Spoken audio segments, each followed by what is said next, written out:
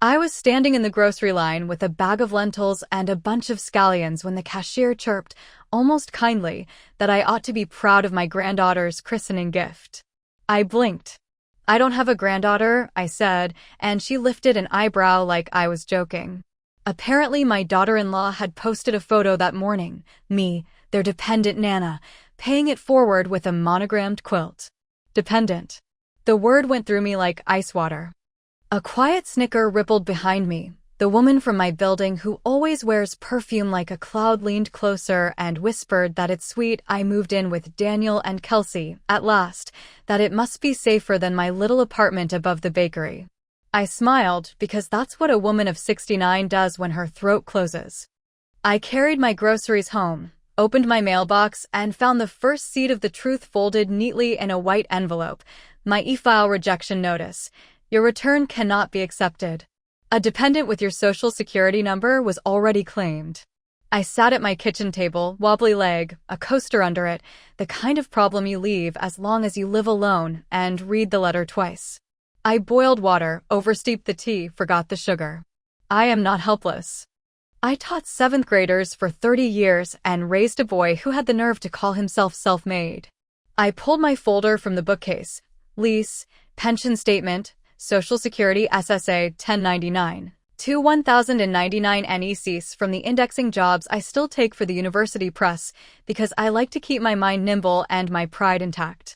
Then I opened my phone and saw Kelsey's caption beneath a picture of my son kissing our neighbor's baby, so grateful to care for everyone, even our dependent Nana, family first. The comments were a syrup bath. The likes were a stampede. And when I clicked her stories, there was my blue and white shopping cart in their hallway like a prop I didn't know I'd provided. I called Daniel and got the cheerful voicemail he uses for clients. I called again. On the 3rd try, Kelsey answered, breathy, busy, the sound of a blender roaring behind her. "Nora, hey, you saw the stories, right? Just a joke. You know we're handling your paperwork this year, easier that way." "Whose paperwork?"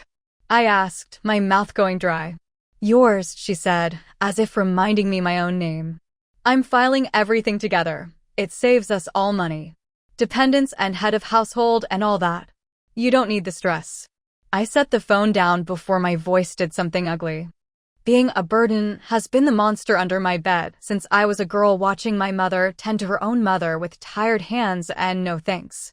I made an appointment at the AARP tax clinic at the library just to be sure I wasn't imagining things. It was Saturday. By Monday, the volunteer preparer, a retired man with a part in his white hair sharp as a bookmark, would become my first unexpected ally. "Bring everything," he said, his tone kind but precise. "Bring every scrap of proof that you pay for you." I was up that night with papers spread like a jigsaw puzzle. At 2 in the morning, I heard a soft knock.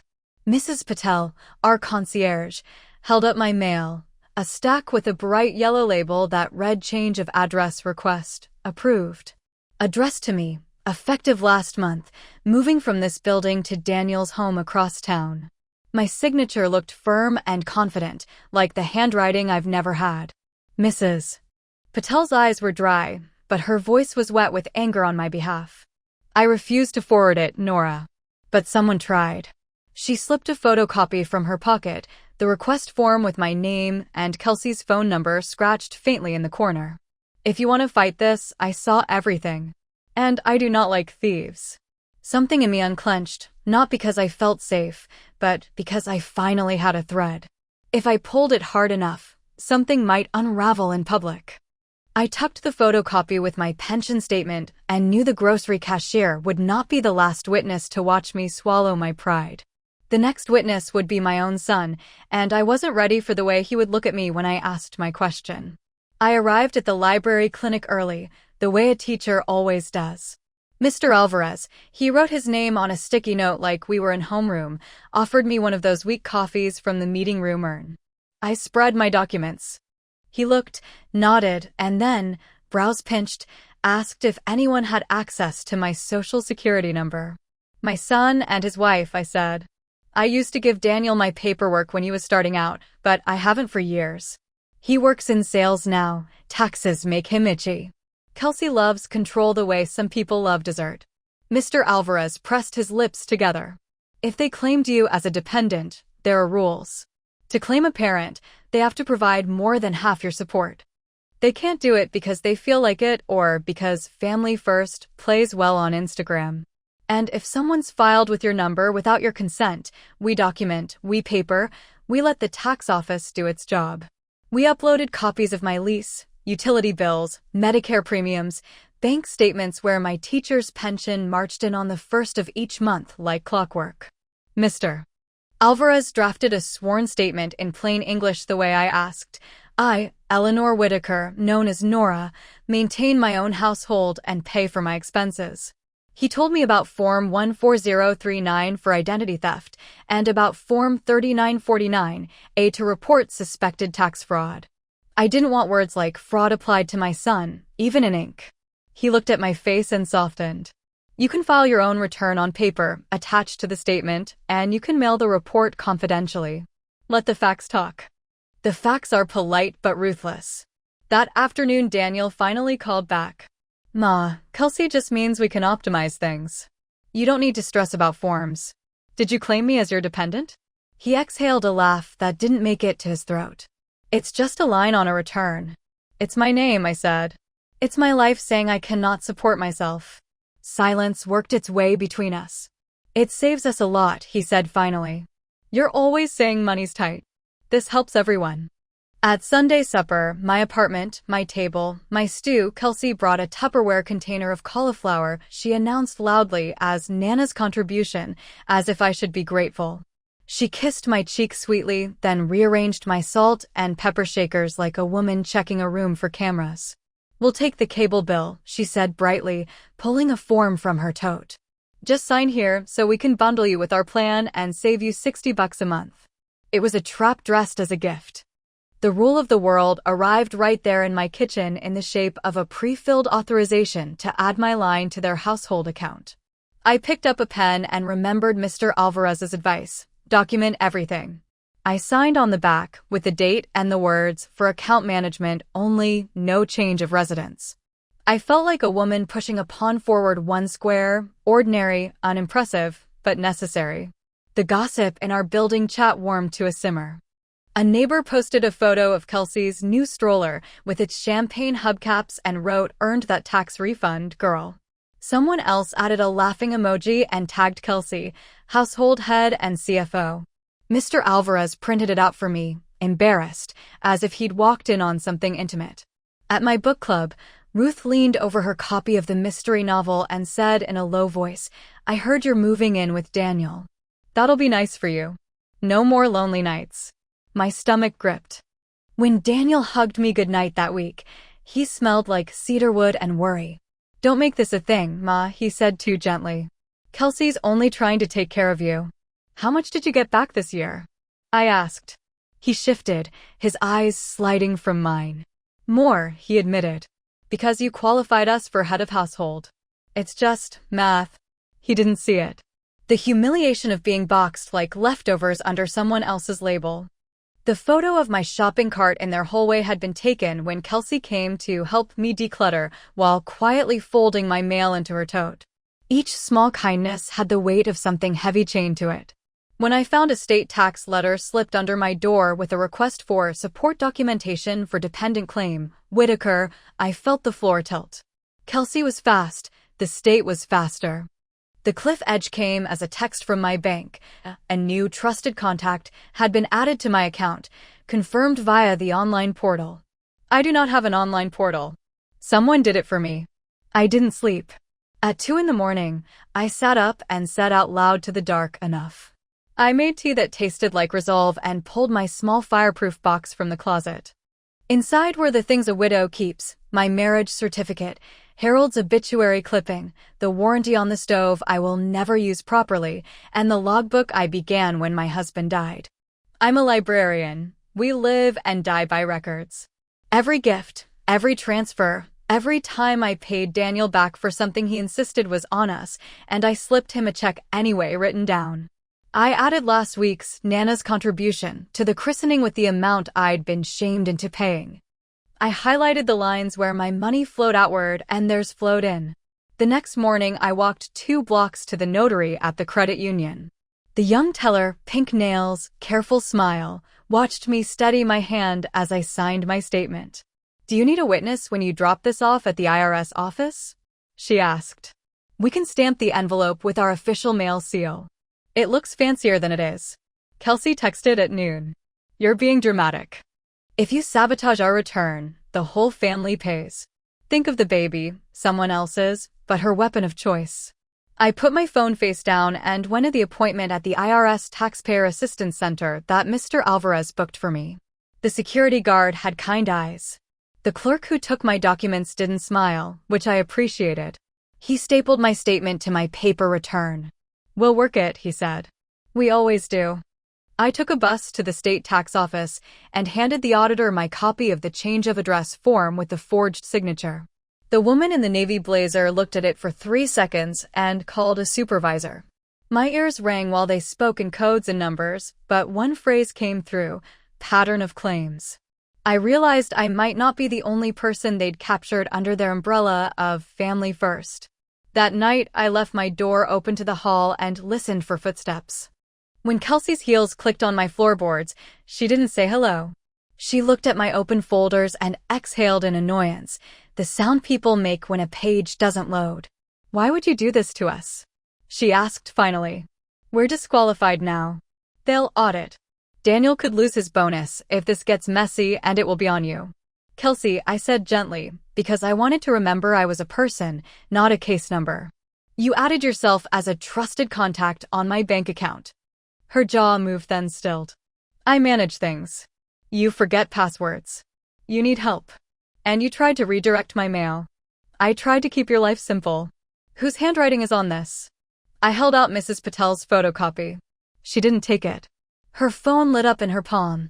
A message preview flashed and vanished, but not before I saw the words "refund" hit and a confetti emoji. The bonus they were protecting had already arrived.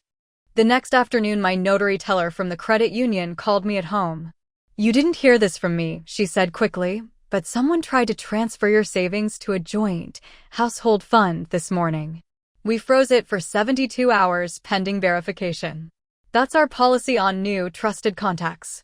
I sat down very carefully in my chair and put my hand on the table as if it could stop the room from sliding. I hung up and dialed Mr. Alvarez. "We have enough," he said. "Now be patient and do not tip them off. The records need to show they thought it would work." I wanted to scream. Instead, I invited them to dinner. I chose the setting with care, the parish hall after Sunday service, tables pushed together for a potluck we'd all been asked to contribute to. Churches are good places for truth, too much echo to sustain a lie for long. Kelsey arrived late wearing a dress that looked expensive enough to be a confession. Daniel carried a casserole with the pride of a man who did not cook it. Our neighbor Ruth and Mrs. Patel were already there. Mr. Alvarez sat at the end of the table with a styrofoam cup and the startled look of a man who never expected to be drawn into theater. Before anyone took a bite, I stood. "I want to thank my family for everything they've done for me this year," I began, and Kelsey's face lit with the anticipation of a speech that would polish her image. "Especially for managing my life." "That's what family does," Kelsey said, playing her role. "And for filing me," I added, "as their dependent."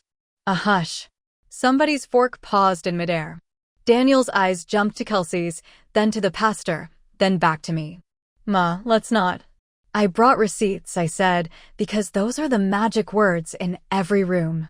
I placed the photocopy from Mrs. Patel on the table, the forged address change with my neat, alien signature. I slid the credit union's hold letter across the table, the bank audit log with the new trusted contact listed at 2:14 p.m. with Kelsey's email address next to it. I put down my lease, my pension inflow, the 1,099 NECs, the grocery receipts that don't lie. Then I added one last sheet of paper I had almost not included because it felt cruel, a printout of Kelsey's group chat from the building moms, the one where she wrote, "Found a way to make the refund sing this year. Add the old lady, they never check. Head of household is a gold mine." Someone at the far end of the table choked. Mr. Alvarez tapped his cup on the table gently, a librarian's gavel. "For the record, He said in that steady voice of his, "You cannot claim someone as a dependent because you manage their Wi-Fi. You cannot claim head of household unless you support a qualifying person and pay more than half the cost of your household. You can't move money from their account to yours to make your math work. And you cannot forge their signature to reroute their mail. The tax office has been notified." The air in the hall changed temperature. Daniel's face flushed an angry child's red. "You had to humiliate us here?" "No," I said softly. "You did that with a caption." Kelsey's eyes found mine, then skittered to the pastor, then to the faces around the table. She reached for Daniel's hand and missed. "It's a misunderstanding," she said, but her voice didn't have anywhere to land. A woman I'd never met stood up. She was small, tidy, with a haircut like a decision. "I'm May," she said. "I do payroll at Daniel's company. Weeks ago, Kelsey asked me to explain how adding a dependent parent might change his withholding and bonus metrics." She laughed like it was a hack. "I told her to ask an accountant. She didn't like that answer. And she messaged me this." May held up her phone and turned the screen to the room. There was the message, Kelsey's name at the top. "May, no worries. Our neighbor is a retired IRS guy. He says it's fine." Her lie snagged on the truth like a dress hem on a nail. Everyone could see it tear. Daniel stood very still. For once, he didn't defend her. Then Mrs. Patel, who had never raised her voice at anyone in our building, spoke without trembling. "I refuse to forward Nora's mail. I did that because I respect the law. I also printed the request because I respect Nora. You don't have to like me, Kelsey. You do have to stop stealing." It was quiet the way rooms are quiet when something falls and everyone wonders whether it shattered. The pastor cleared his throat and didn't say a prayer. He said, "You will make it right, Daniel. And you will apologize." There is a kind of silence that tastes like metal. That's the silence that followed when Mr. Alvarez's phone buzzed, and he glanced at the screen, then at me. He leaned in and whispered. The state moved faster than I expected. "Their audit letters went out Friday. The penalties are going to pinch." I wasn't going to say anything more in that room, but then Kelsey looked up at me with that smooth, practiced face and said, "Don't you see this is why we said you should move in with us? So you wouldn't make mistakes. So we could do things right." I could feel the eyes waiting to see if I'd be the soft one again. I turned the last card I had kept to my chest, a printed note I had asked Daniel to sign last month when he insisted on covering my prescription costs to prove we're a family. I had written it as a thank you voucher because that's how you get someone comfortable putting things in writing. It read, "We do not provide more than half of Nora's support. We help sometimes." Daniel had signed it without reading. I placed it on the table. Then nobody had anything to say. The cliff hung in the air, the audit letters on their way, the penalties not yet tallied, the boy I raised realizing his wife's cleverness had a bill attached. The consequences arrived with the Monday mail, brown envelopes for Daniel and Kelsey, white for me. Their state bill was specific. Disallowed dependent claim, disallowed head of household status, recalculated tax due plus interest and penalties. A thick letter from the federal office followed within weeks, requesting documentation they could not provide without admitting to forgery. The audit expanded to prior years. The penalties did too. Kelsey's scrawl, high and wide like a parade, appeared on forms she should never have touched. I never cheered.